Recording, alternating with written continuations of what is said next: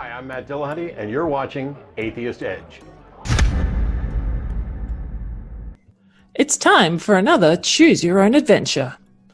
A. Is there free will in heaven? If yes, go to B. If no, go to C. B. Is there evil in heaven? If yes, go to D. If no, go to E.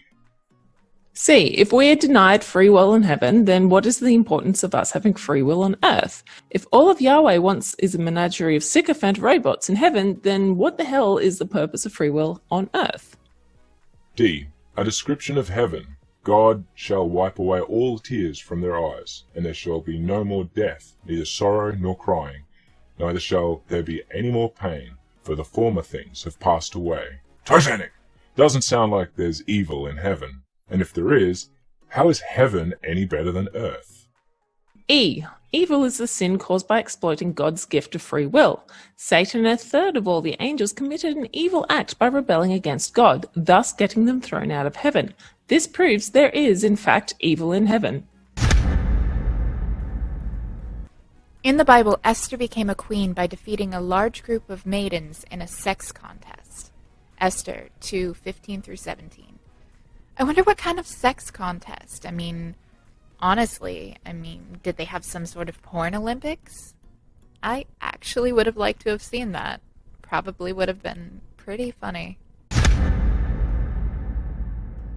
David Brandenburg, founder of the End Times Prophecy and sex cult Children of God, was accused of multiple incidences of assault, sexual and otherwise. Orgies were a common occurrence. Female congregants were forced to engage in flirty fishing, having sex with multiple strangers on a daily basis in order to win over potential new members. The young girls were instructed to regularly clean and lubricate the boys' foreskins. Ricky Rodriguez, selected to one day take over control of the cult, was sexually abused throughout his entire childhood. In 2005, he fatally stabbed his former nanny and then blew his own brains out. Berg declared himself a prophet and changed his name to Moses David before dying in 1994. The cult has since changed its name to Family International and is still going strong. Flirty fishing fever, aka FFing.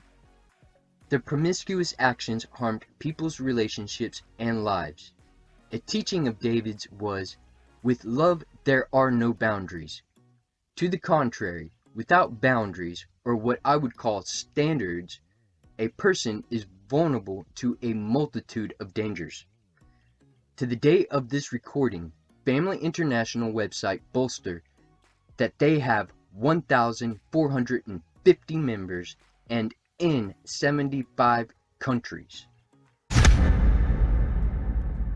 The term is, I believe, noisy investigation, is how Hubbard writes about it. And what the idea is here is that there is an idea Hubbard had that anybody who speaks out or is critical about Scientology or leaves Scientology or that Scientology doesn't work on for any reason, any of these categories, the person must be a criminal. They must be engaged in criminal activity because that's the only reason that anybody could have any of these attitudes or ideas. Because by its very nature, Hubbard says that Scientology is the science of life and it is actually superior to life itself. He places Scientology above anybody's life. That's how Hubbard thinks about this stuff. So if you get into thinking that way, then you will justify destroying the people who are trying to take away from Scientology. And Hubbard advises that to deal with such people, you basically have to blackmail them into silence. Now, he doesn't put it that way, but that is what he talks about when he says, do a loud, noisy investigation, uncover their crimes, because they must exist, and then expose them. And only keep doing that until they shut up. And once they've shut up, you're done. That's blackmail. And worse, if you don't have any crimes that they can find because you're actually not a criminal, because you just have, you're just voicing your opinion or speaking out from your own experiences. Let's say you were in Scientology and you got abused, and you leave and you say, hey, they abused me. And the church comes after you until they shut you up, right? If they can't find any crimes, they'll make them up. Everyone's got some speed bumps they hit along the way in life. They're going to spotlight any little thing and compound it and make it look way worse than it is. And I thought, Chris Shelton, I've known him for a while now. This guy, he's sweet, he's precious. There's no way they have a page on him. And guess what? And I went, and I'm sure you've seen it. And they try their very best. But looking at it from my point of view, I'm sure another Scientologist looking at it go, oh, this guy's a dirtbag. It's total propaganda. That's exactly what it is. Yeah. That's exactly what it is.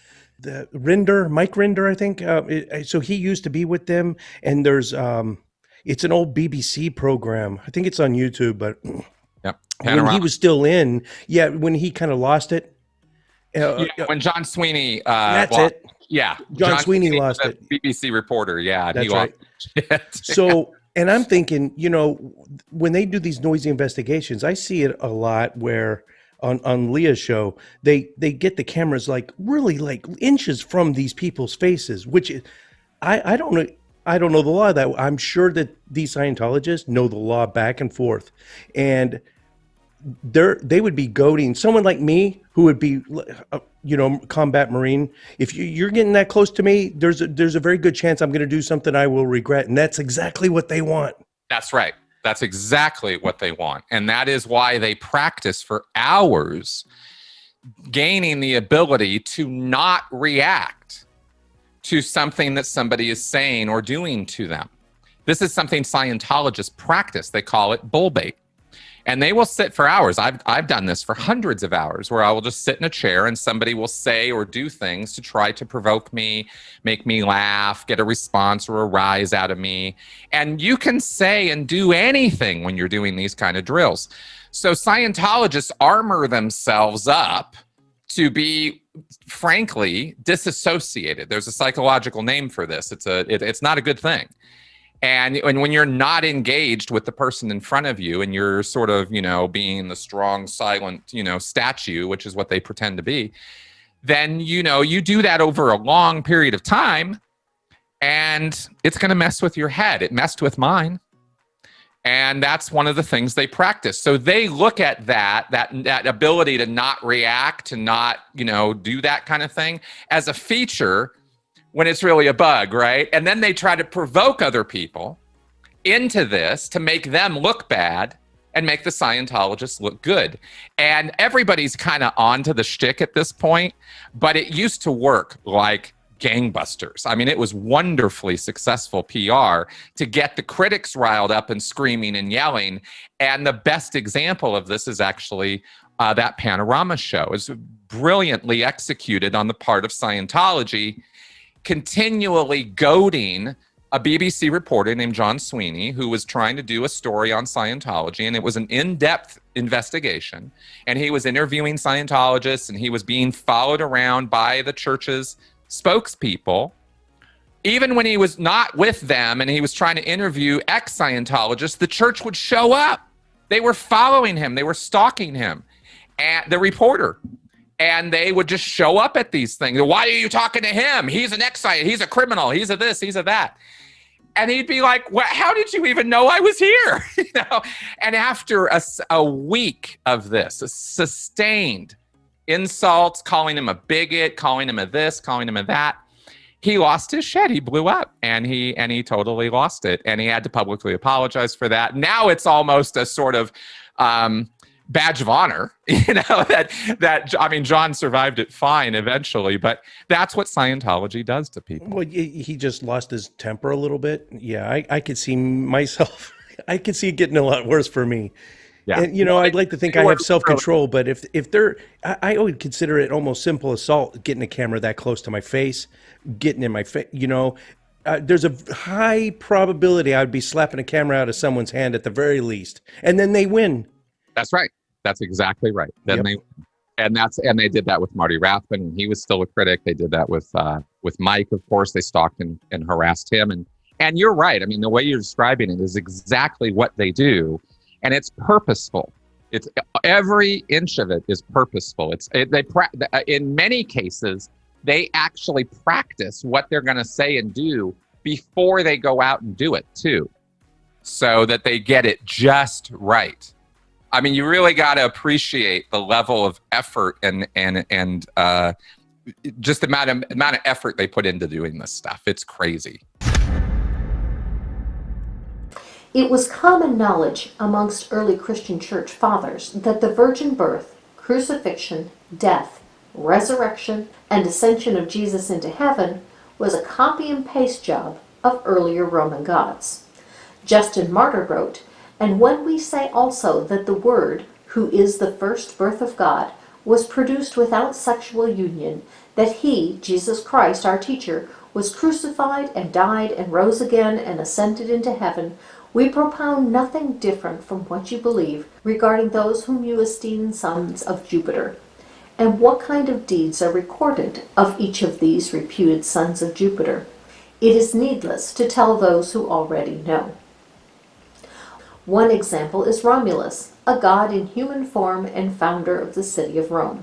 Son of God, preached to his followers on a hill, his corpse goes missing, returns from the dead in an immortal body, witnesses are frightened, appears to one of his followers in spiritual form, surrounded by a bright light on a road to a city." I had no idea. It certainly gives fuel to the argument that Christianity isn't unique. Imagine if Constantine had been a follower of Romulus instead of a Christian. Romulanity would be the major religion of the Western world. We would have branches of Romulanity. We atheists would be refuting Romulanity. The Romulans would have dominant rulers in the Middle Ages. Star Trek would have Christians as an enemy instead of Romulans. The butterfly effect on religion. Moses once hit a big rock with his staff, and 12 springs flowed out of it, one for each tribe of Israel. Again, fairy tale stories, they're not unique to the Bible. All the holy books have some fairy tale stories in them. Is there any holy books in particular that are just more fantastical than any other? I didn't really do a lot of reading of holy books. When I was a kid, I read the Bible a few times, and then again as a young adult, maybe in my 20s. I've glanced at other religious books, but there's a common theme through all of them, and it seems like mythology to me. It reads like mythology. It doesn't seem like it's real. It seems like it's made up. And then when you start to realize that there's really no evidence to back up the claims in these books, it just kind of all falls apart. So even at a young age, Jim, I didn't believe any of it. I was skeptical. And I was amazed that people believed it, because it reads like fiction. You are a cradle atheist as well? Technically, no, I wouldn't say, because I did believe, like when I was young, maybe 8, 9, 10, but that's when I started questioning. And then I pretended that I believed for all those years. I guess you could say I pretended. I went to 3 years worth of summer vacation Bible school, and I never really said I don't believe this crap, but I was always that instigator in the Bible study classes that, asking too many questions.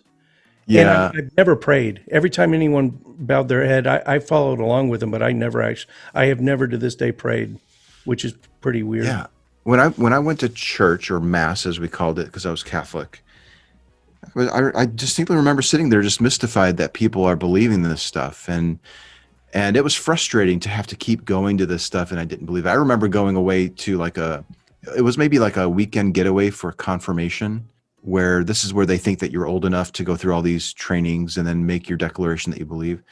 And I remember there was like a guy on stage, he had this microphone, but it was wired. So the microphone ran like 100 or 500 feet from the stage to all the equipment in the back.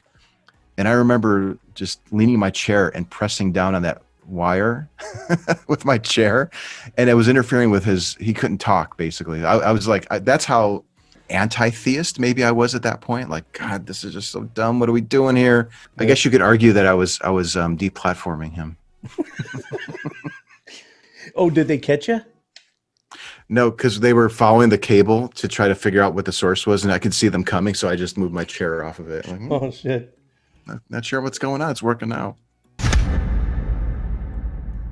A mother and her 7 sons were tortured with whips and scourges for refusing to eat pork.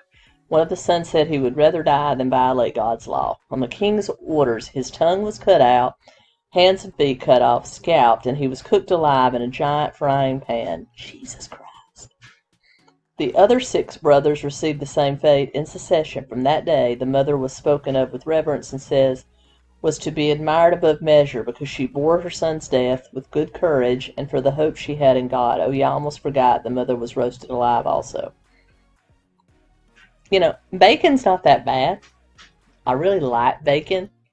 So I think to save the life of my 7 children, I might eat some bacon. Even if I did believe that was forbidden, and then just pray to whatever entity, forgive me, it was just some food. Just saying. Religion's weird.